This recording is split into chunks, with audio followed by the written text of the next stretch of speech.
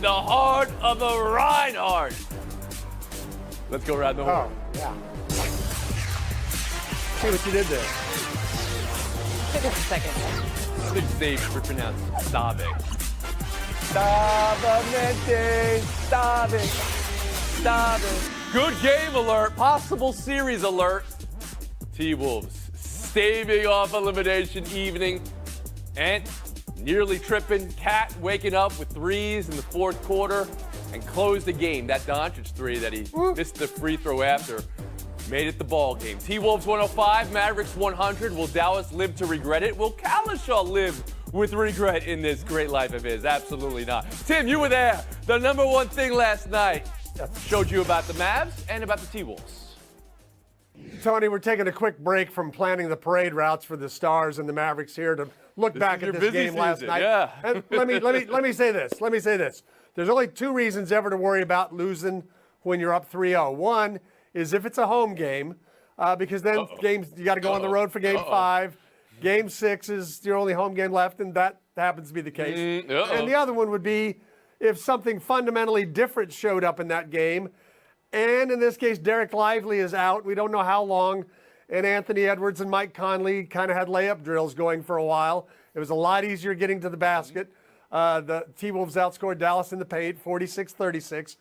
So if that is going to be something that's going to continue in Game 5, then yes, Dallas, I wouldn't worry about losing the series. They're up 3-1. They got to win one more game in 3 tries, and they've been much better at closing out. But all of these games have been close. The T-Wolves have had the lead in the last 4 minutes of every game. Anybody could have won any game. And there did seem to be a little life after the game around Anthony Edwards, who's promising Micah Parsons a pair of his shoes Saturday night when he's back here for Game 6. Wow. So there's certainly confidence. It seems like it. I was waiting for the big finish here, Kalishaw, that you're going to tell us, but the Mavericks are in complate control. They're still. I'm not exactly hearing that. Not exactly. Mina Kimes. You had your chance. Yeah, Anthony Edwards, confident? What? Where's this coming from? I am with Tim insofar as I don't think this was an example of Minnesota figuring something out that unlocked the series for them. Yes, I think having Edwards defend Luka as much as he did was smart. The way Rudy approached defending the pick and roll was a little bit different, and the absence of Lively certainly loomed large. But to me, this win boiled down to a pretty simple dynamic, which is the T-Wolves' 2 biggest stars played like stars, and they haven't thus far in the series. This is about 2 teams that are very evenly matched, both play great defense, so it comes down to the difference between the 2 duos. And last night, Minnesota's duo, who had shot 33% in the prior 3 games combined, shot 53%. And that was the difference when Kyrie and Luka didn't have their best night. Do I think that's likely to repeat on the part of Dallas? No, I don't. They're just too good at shot making. But for one night, that was indeed the difference. Bill Barnwell, number one takeaway from Minnesota's win last night. I don't believe that Minnesota played any better in this game than they had in the prior games. We still saw the same sloppy, inexplicable fouling with the threes Karl at the end Anthony there? Towns and Anthony Edwards. Their scoring was better. Karl Anthony Towns woke up and played with confidence for the first time in this series. But Dallas was ice cold, freezing early in this game. This should have been a blowout, a game that the Timberwolves won comfortably and were winning by significant margin in the second half. They were holding on for dear life at the end of this game. So no, I don't buy that this is a much better performance from the Timberwolves. Okay, Kevin Blackstone, number one takeaway. It was a smarter performance from the Timberwolves than they've had before. And I'll say smarter really from a coaching standpoint because of the double teaming that they put on Doncic and on Irving at key times, which forced them to give up the ball and forced the rest of the team to beat them, which they couldn't do. And also by trusting Edwards not to get into foul trouble by covering Doncic. Doncic was 5 for 15 when Edwards was on him. So I give the credit a little bit to Finch trying to coach his team, trying to trust his team to stay out of foul trouble. What does this mean going forward? It bodes well for Minnesota going forward. Number one, they're going home. During the regular season, they had beaten Dallas their 2 trips up to Minnesota. So they've got to have a little bit of momentum going in. Does this change the series? is somebody going to come back from down 0-3? It's going to happen someday. I don't think it's going to happen in this series, but all of a sudden it's more compelling. All right, Tim Kalishaw, speaking of compelling, give us more compelling. Get into positive figures here. Well, here's one more compelling that doesn't really bode well for the Mavericks. The T-Wolves had everybody in foul trouble last night. Towns got his 5th foul in the 3rd quarter and had to sit for a long stretch. And Edwards was in foul trouble, partly because he was guarding Luka, and Gobert is always in foul trouble, and they survived. Are you all of sure that. you're making arguments to tell us the Mavericks are in an all I'm right saying position? things are fine here in Dallas. The parade's going to start over there, and it's going to come down over here. It really it's is. gonna go right It's there. just an incredible It's all gonna be Kalishovian move here to go the other way. Sit still for a second. We're going to talk about your stars in Okay. a moment. Let's talk about Oh. the game on ice first from last night. Good game alert, definite series alert. Panthers winning in overtime. To do it against the Rangers, who have been overtime mavens, and to do it 1 minute into overtime on a power play that probably should have been a penalty shot, but on a power play where Sam Reinhart evens the series. Bill, who should feel better at 2-2, Florida or New York?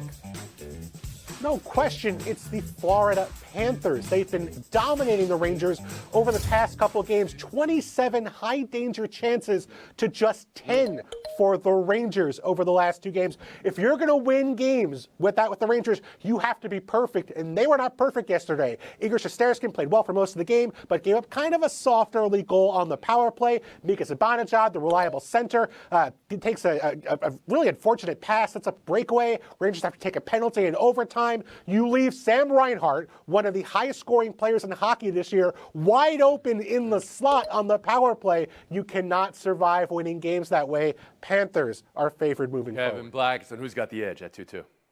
Well, I still think it's the Panthers. Like I thought going into this series, really because of their road record. They were 5-1 in the postseason on the road. Okay. They've been a split this one Rangers here. haven't been I think much that's worse, good. okay. No, they haven't been. They have not been much worse. But I kind of like the Panthers. And the other thing is that the stars for the Rangers really haven't shown up. I mean, those guys have been pretty much controlled, and so I think the Panthers have a little bit of an edge thinking about what they've been able to do and how they've been able to close out games, and I think that they'll be able to close out this Tim series. Kalishaw, who's got the edge? I'm afraid my colleagues have this one figured out. The Rangers stars have been shut down quite a bit. And they may have 2 home games left, potentially. But the only game that didn't go to overtime was game 1 in Madison Square Garden. That was 3-0 Florida. The Panthers don't have any problem playing on the road. They've come back from losing the Cup final last year to all year they've played to get to this point. I know the Rangers are really good, had the best record. I think Florida's just got a little greater commitment, and they're a little better team. Greater commitment. Oh, he's questioning the Little commitment. more commitment. All right. I more like the committed. way you're committed to that V-neck. Mina Kimes, how about you? I'm sorry, Panthers fans. I'm going to make this a clean sweep and agree with my panelists that you have the edge, which of course is dangerous. For a number of reasons, I think the score was closer than the underlying metrics. Bill alluded to Mika Zibanejad's bad pass, leading, of course, to the game-winning goal. And I think the reason that it was so brutal is it was coupled with bad play on the part of both him and Creeder. Their first line just hasn't been what they were during the regular season. Don't have a point in the last 4 games. And they're only in this because of excellent goalkeeping, but Florida has outshot them. They've had more high danger scoring opportunities. They just look like the better team. That's right. Clean sweep there from our national panel. Go get them, Rangers fans. Good luck. We'll move on to tonight now. Game 4, Stars, Oilers. The game is in Edmonton. You know how this postseason's gone with road teams winning, so who has the advantage could be a question. But look over in Plasma 2 once again in Dallas. Kalishaw, oh to be Kalishaw. 2 teams on the precipice of finality. No nerves in that steely visage. Looks like he's about to tell us the Stars figured out the Oilers. Go ahead, Tim. Well, Tony, the Stars have figured out the Oilers. And so what we're looking at here is the problem for Edmonton is they went home, took a 2-0 lead after the first period of Game 3, felt like finally they had their game together, and in a 3.5-minute span in the second period, it became 3-2 Dallas, and the rest was all Dallas. Dallas was the best road team in hockey this season. They're 6-1 in the playoffs on the road. The goaltending disparity is starting to show up a little bit. The Stars have Ottinger, a fine young goalie. Skinner is a guy who got benched for a while in the Vancouver series. He's okay, and he played really well in the first game in Dallas. But there is a difference there. And Edmonton's power play has 0 goals after 3 games and only 5 opportunities. So they can't even figure out how to get on the power play, much less to score. There it is. So they're in Tim a little bit of Kalisha trouble. says Dallas has figured Edmonton out. He's got the Stars tonight. How about you, Kevin Blackistone? Yeah, I've got the Stars more because the Oilers seem to have regressed to whatever their mean is, particularly with Skinner. I mean, he's given up 3 really soft goals, and the last 4 that he's given up, I thought he had rebounded coming into this series. And then they haven't even scored in the 3rd period in this entire series. So if they fall behind, it's really all over. Barnwell? And they've got one of their stars playing. Give the Oilers the any rest of them. shot tonight. I'm hearing Kalisha say it's figured out. Blackistone saying it's figured out. I'm going to take the Oilers because there's more pressure on them. This is a must-win for them. They're not going to win 3 straight to finish this series. They're at home. This is you got to beat the same old Oilers charges. This is their best shot at doing so. I think they win. Yeah, I'm going to go with the Stars. Unless maybe Micah Parsons shows up, and then maybe I'll tilt my vote towards the Oilers if I can channel my inner Stephen A. We have been taking a break coming up. Baseball, fantasy baseball owners. If you're interested, a hot young prospect to pick up who had a record-setting night last night. Josh Gibson. Buy or sell next.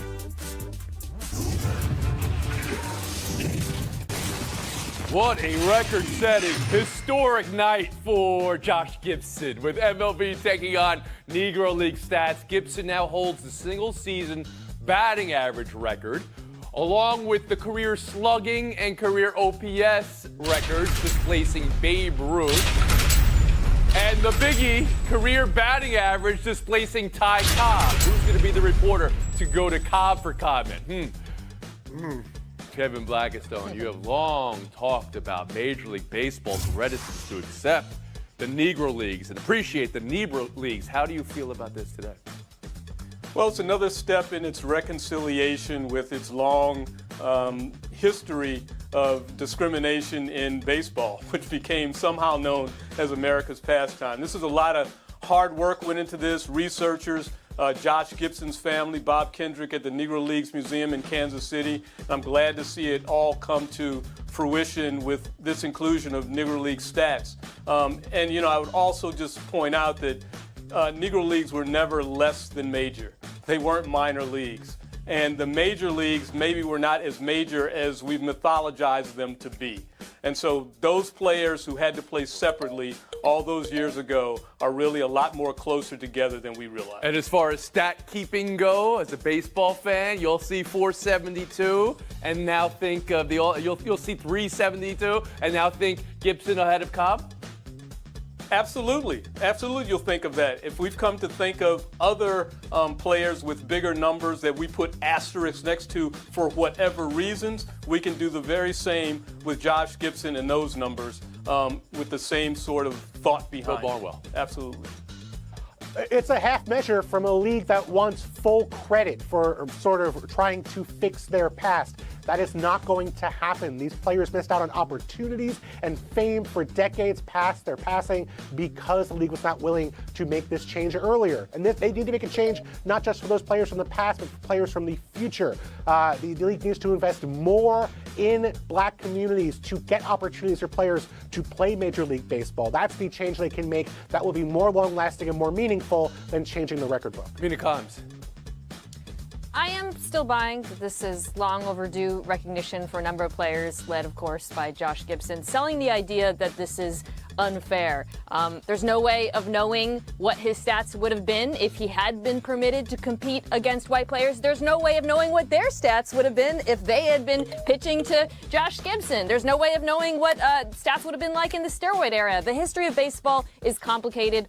All the sport can do, the league can do, is try to account for more of it, and this is a step in that Tim, direction. one of the things the league said is the COVID year where there were 60 games, but they still gave full credit to a 364 average or whatever. Well, Gibson played 600 career games in the Negro Leagues to Ty Cobb's 3,000 in the majors, and now he's supplanted him all-time batting average. How do you see it? Yeah, I mean, he still played a lot of games, and even in the year he set the new batting record, I guess we'll call it, batting average record. He played 100. They had 102 games that year. It's not like it was a really short season.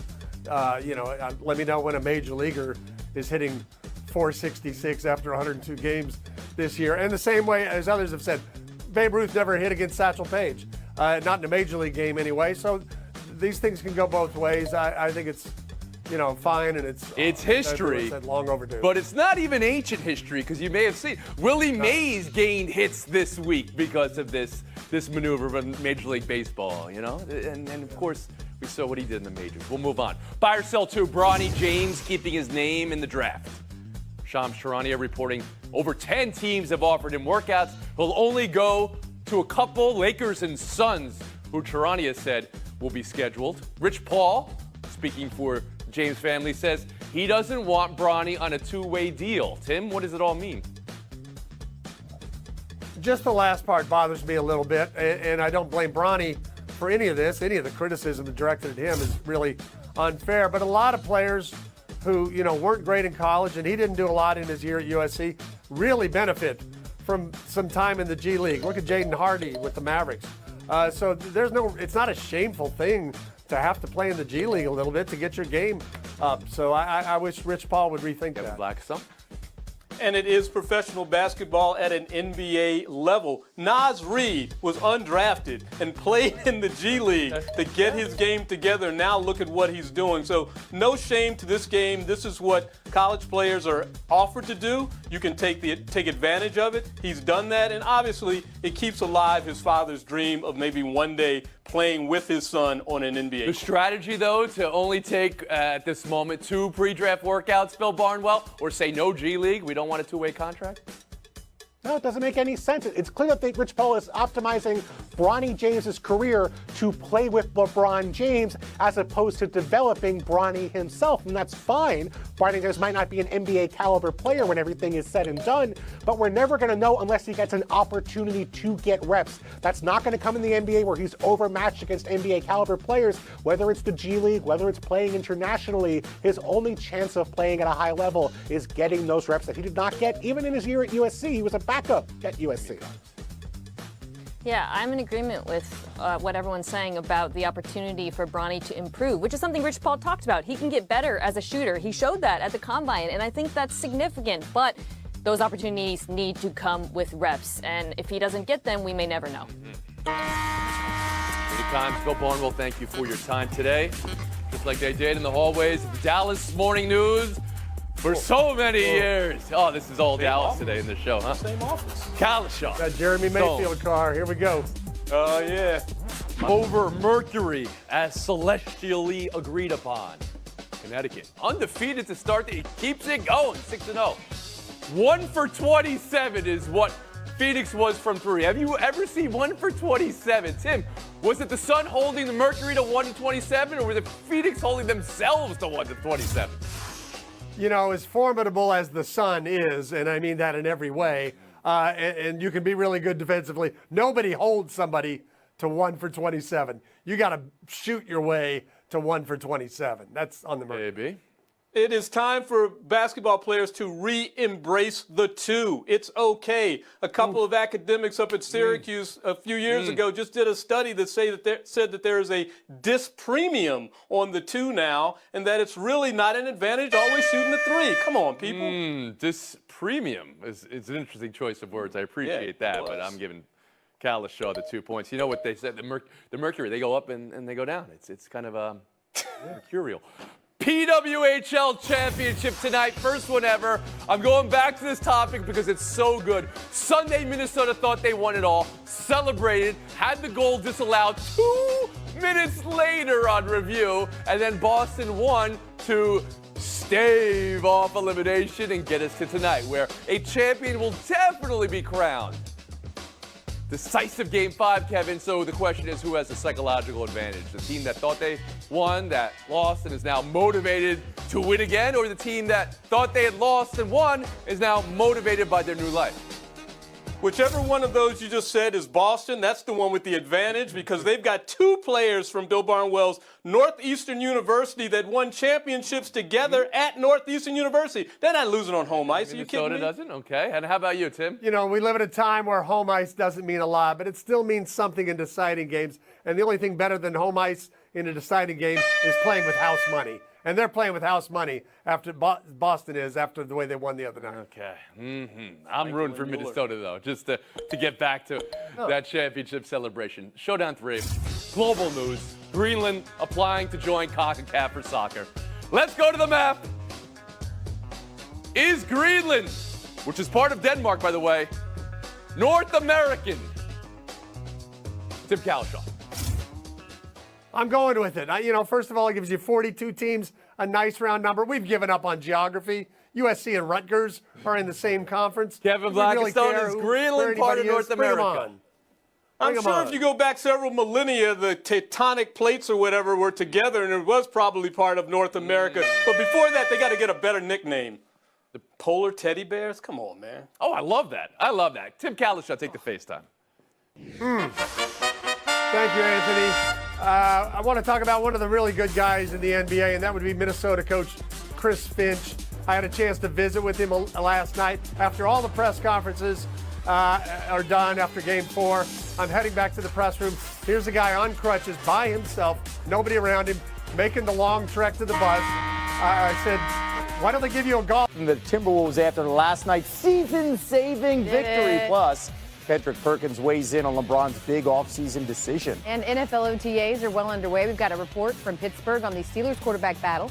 I'm going to go live to the SEC meetings to hear about expectations for newcomers Texas and Oklahoma. But we begin in the NBA. Let's talk about those aforementioned Timberwolves. They stayed alive on Tuesday to send the series back to Minnesota for Game 5. And, well, really, it was Karl Anthony Towns waking up. Let's be real. Rough start offensively to start the series. He shot 3 of 22 from three-point range through the first 3 games, but went 4 for 5 last night, including 2 in a row, to give the Wolves a 5-point lead late in the 4th. Rare off night for Luka and Kyrie, who combined for 44 points. Both shot under 35% in the same game for the first time this postseason. Anthony Edwards held Luka to 5 of 15 shooting as the primary defender. And the Wolves posed strong in Game 4, something they weren't able to do through the first 3 games. They were a combined 3 for 12 shooting with 6 turnovers in the final 3 minutes of the 4th quarter in those losses. They went 4 for 6 last night without a single turnover and were in a pretty good mood post-game. Karl, what does just getting 1 mean to you? Just to get on the board here and extend the series? We get another chance to get another one. Pretty simple. What do you say to what do you say by the end of the game? I think we was talking about the N1. Yeah, I think that's what we was talking about. Yeah, it was just, it was crazy. And you told somebody in the hallway you were seeing for Game 6. You told somebody in the hallway you were seeing for Game 6. Where does that confidence come from? What am I supposed to say? I'm supposed to say we're gonna lose Game 5? No, I'm not gonna never say that. Michael Parsons, he was rocking the AE1s, and I told him he wears size 14. I'll bring back some nice shoes for Game 6. That's what I told him. So we knew Ant was going to show up because he has all series long, but finally the 1-2 punch of Ant-Man and Cat had it going on the same night. After averaging 37 points in the first 3 games of the series, Towns and Edwards combined for 54 points in Game 4, shooting over 50% from the field. Imagine that. Your duo is dynamic, and you win a game. NBA champ Kendrick Perkins joining us now. I mean, you've seen the game, you watched the tape. Just what adjustments specifically did the Timberwolves make to finally see themselves get on the board? Well, look, El, the adjustment that they made, they actually went down to the police station and got their identity back because it's been stolen from them in games 1, 2, and 3, especially Anthony Edwards and Karl Anthony Towns, okay? Look, their identity on the defensive end, it was established last night. But Karl Anthony Towns, I thought he did a great job of mixing it up, going in the paint and hitting his 3-point shots. Before this series started, he was shooting 44% from the field from the 3-point line. Last night, Anthony Edwards dominated in all fashions. We saw him put up 29 points, but we saw the 10 rebounds. But it was the 9 assists for me, making guys around him better. And he had his legs at the end. I thought the adjustment of putting him on Luka Doncic had his legs. He had his legs in the 4th quarter. It's a lot different than guarding Kyrie Irving because of the pace that Luka plays with. I love that, too. Who among us haven't had our identity stolen? You're like, Kendrick Perkins with 2 E's. That's not me. Okay, by the way, okay. Anthony Edwards, by the way, averaged 8.3 assists in the conference finals. That's the most in a 4-game span in his career. So to your point, he is certainly facilitating. With that, who's winning Game 5 tomorrow and why?